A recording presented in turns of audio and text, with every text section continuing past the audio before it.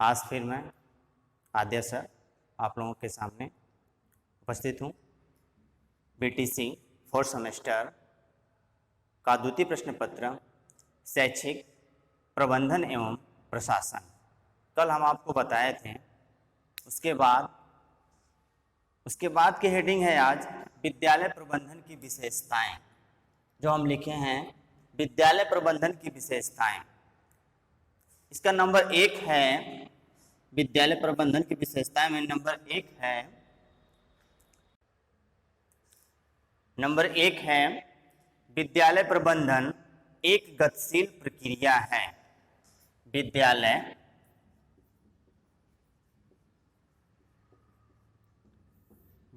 प्रबंधन एक गतिशील प्रक्रिया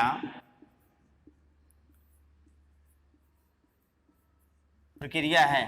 यह इसकी विशेषता के अंतर्गत पहला पॉइंट है। अब दूसरा पॉइंट क्या है? दूसरा है यह उद्देश्य पूर्ण होता है। यह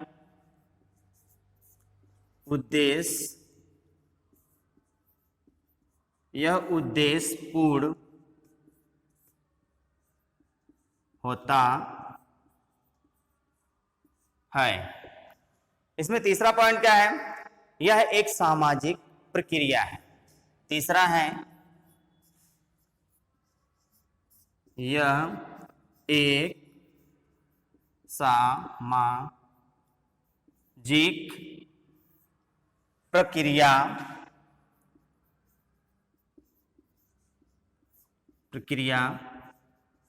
है। अगला पॉइंट इसमें क्या है? ज्यादा नहीं बता रहे हैं आप लोगों को, छोटा छोटा चार पॉइंट बता दें, जिससे आपको अगर परीक्षा में आ जाए कि विद्यालय प्रबंधन की विशेषताएं लिखिए तो आप 4 जानते रहेंगे। अगर उसमें से आपको 3 याद है तब भी काम चल जाएगा, क्योंकि परीक्षा में आप लोगों को लिखना है। तो चौथा पॉइंट है यह मानवीय पक्षों के विकास पर विशेष बल देता है। 4 नंबर, यह मानवीय पक्षों के विकास पर विशेष बल देता है। ये विद्यालय प्रबंधन की विशेषता के अंतर्गत 4 पॉइंट हैं। अब हम पढ़ेंगे विद्यालय प्रबंधन के प्रमुख उद्देश्य क्या हैं। विद्यालय प्रबंधन के प्रमुख उद्देश्य क्या हैं?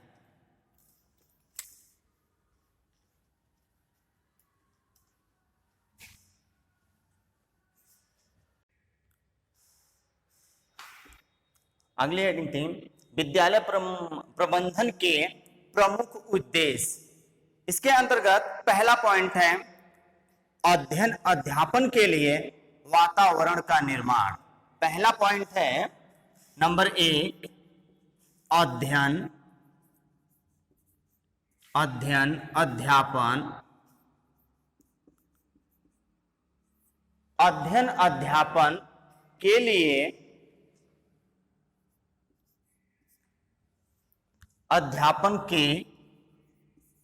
अध्यापन के लिए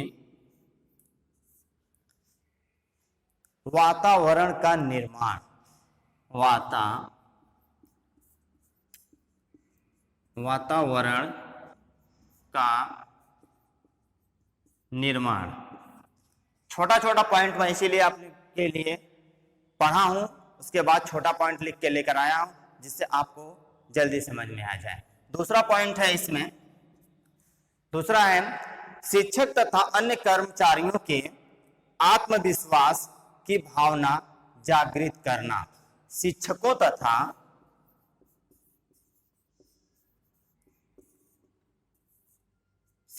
तथा अन्य कर्मचारियों के अन्य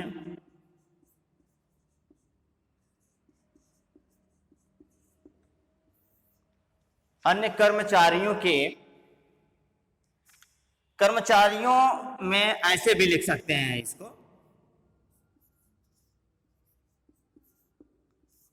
कर्मचारियों के, कोई भी अगर मान लीजिए कि कभी लिखते समय अगर कोई त्रुटि हो तो उसमें दोबारा सुधार की जा सकती है। कर्मचारियों में आत्मविश्वास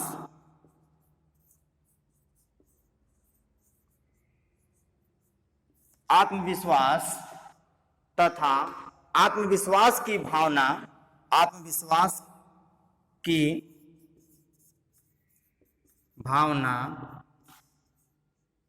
जागृत करना।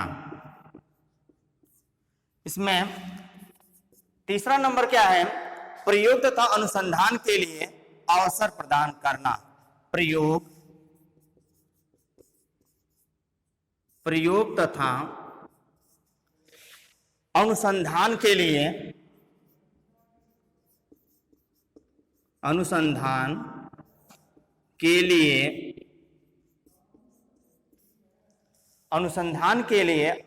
प्रदान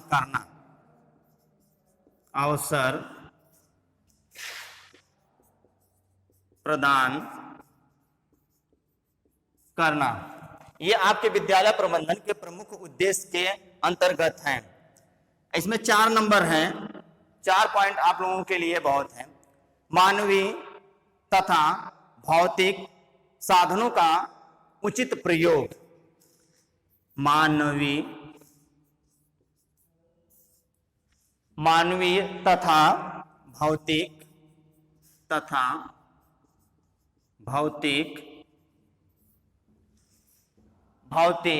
साधनों का उचित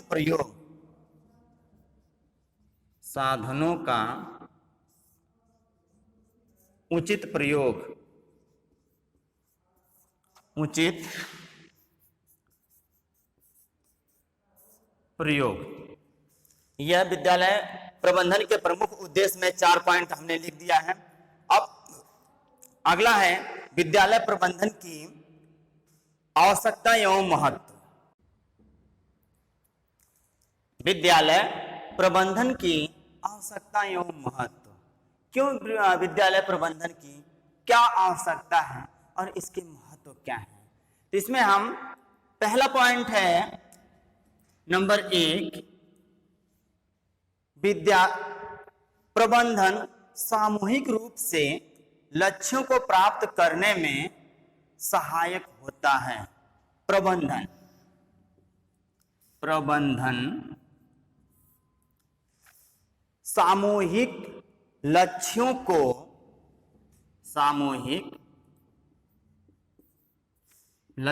को प्राप्त करने में सहायक होता है।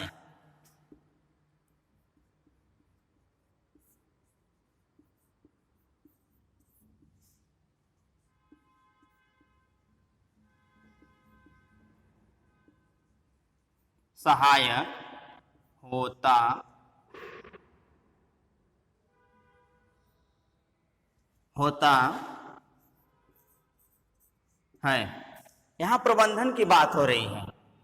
प्रबंधन लक्ष्यों को, कोई भी लक्ष्य हो, जैसे विद्यालय प्रबंधन जिसे कहा जाता है मैनेजमेंट कोटा, यहां किसी भी लक्ष्य को प्राप्त करने में यह सहायक होता है। अगला पॉइंट है इसमें समाज के विकास में सहायक। अभी आप लोग कहेंगे कि यह विद्यालय प्रबंधन है तो समाज के विकास में सहायक कैसे है? यह प्रश्न आपके मस्तिष्क में जरूर उठेगा। तो मैं बता रहा हूं, नंबर 2 है समाज के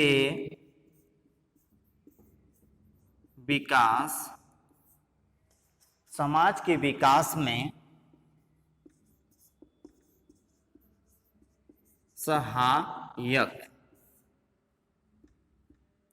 अब देखिए इसमें क्या है, कि समाज के विकास में सहायक।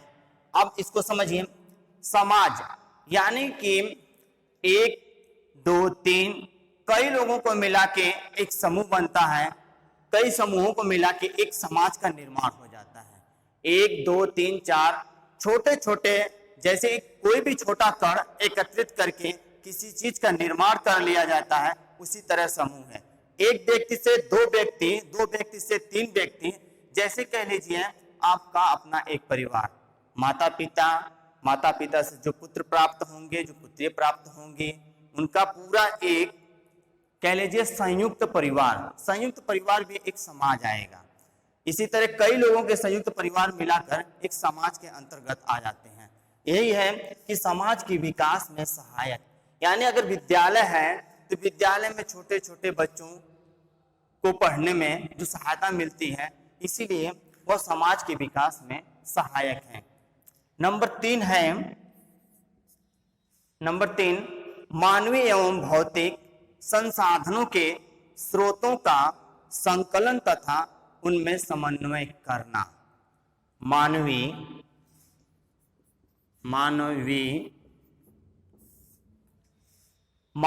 एवं भौतिक संसाधनों मानवीय एवं भौतिक संसाधनों के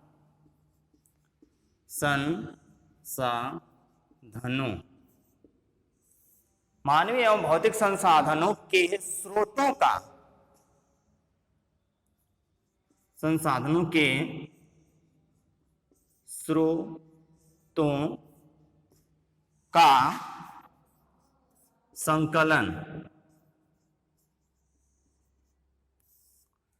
संकलन तथा उनमें समन्वय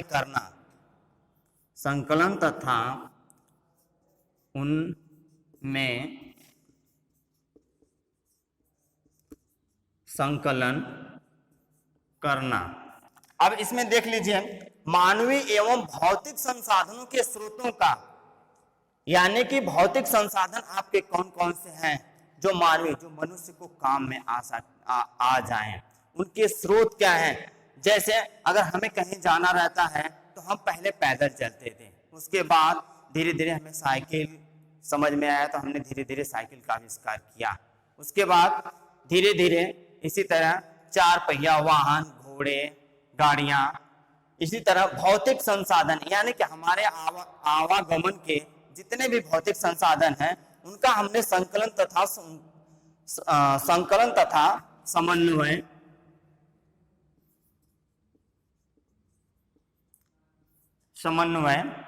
संकलन तथा उनमें समन्वय करना, यानी कि उनका जितने भी भौतिक संसाधन हैं उनके स्रोतों के विषय में जानकारी प्राप्त करना, उनका एक दूसरे का संकलन व समन्वय यानी कि एकत्रित करके हर किसी के विषय में जानकारी प्राप्त करना।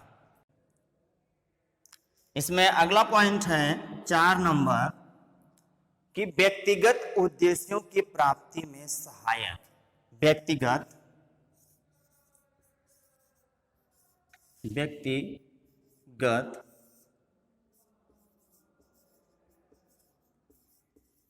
उद्देश्यों के प्राप्ति